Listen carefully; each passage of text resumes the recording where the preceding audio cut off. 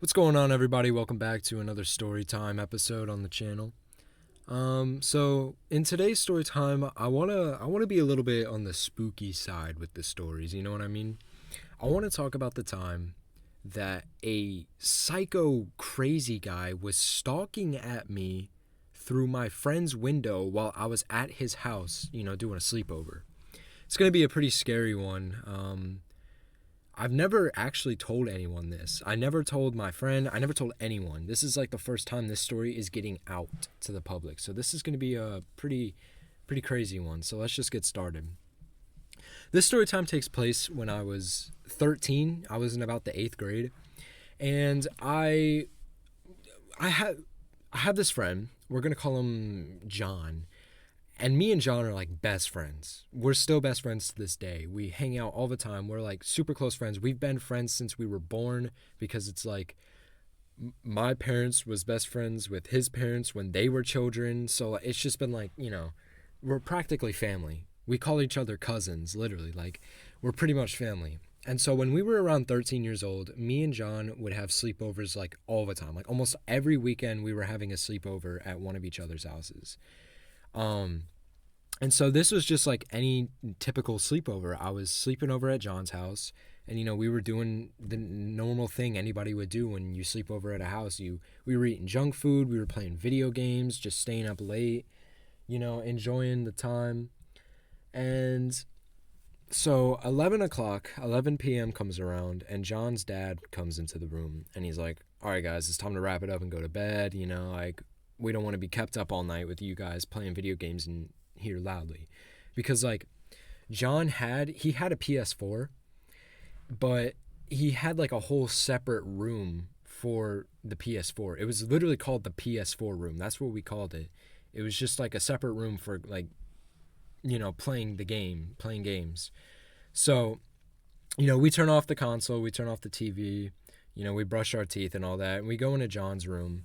And the layout of the room is like, when you enter the room, to the far left there's a bed, and then on the middle of the floor to the left is a mattress, and that's where I would sleep because they would just get out like a spare mattress for me whenever I slept over. So you know we go into our beds and we talk for a little bit, before we turn off the lights. But around a little after midnight, I would say, we turned off the lights and we went to sleep because we were kind of tired. And also, the faster we went to sleep, the faster we would wake up and we could play video games on the PS4 again. So we wanted to go to sleep so that we could wake up the next morning. So I fell asleep pretty quickly, but I would say it was anywhere around 2 to 5 a.m. because the sun would start coming up at 6 a.m. and it was still pitch black outside. So around 2 to 5 a.m., I would say I woke up. For no reason at all. Like there wasn't a loud sound. I didn't have to use the bathroom. Like literally zero reason at all. I just woke up. I don't know why, but I woke up and I couldn't fall back asleep. And I would just like laid there for at least half an hour, eyes closed, trying to fall back asleep, and I just couldn't. So I kind of gave up, and I rolled over onto my back, and I was just kind of like staring with my eyes open because I couldn't fall back asleep and I didn't really know what to do. I couldn't like read a book or something because the lights were out, So I was kind of just thinking, I guess. I mean, like, what else was I gonna do?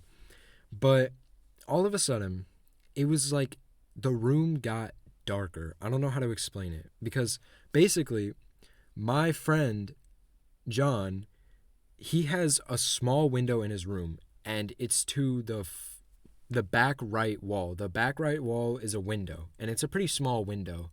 And he doesn't have blinds, he just has curtains, but during the night he leaves his window open.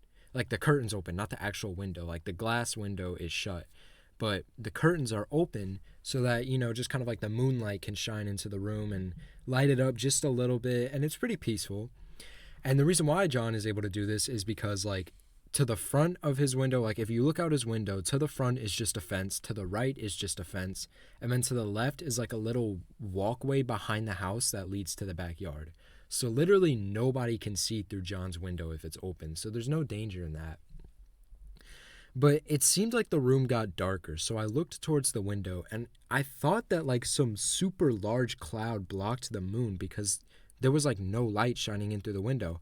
But as I looked kind of closer, I realized that there was like an a silhouette, I guess. It was a silhouette of a dude, obviously.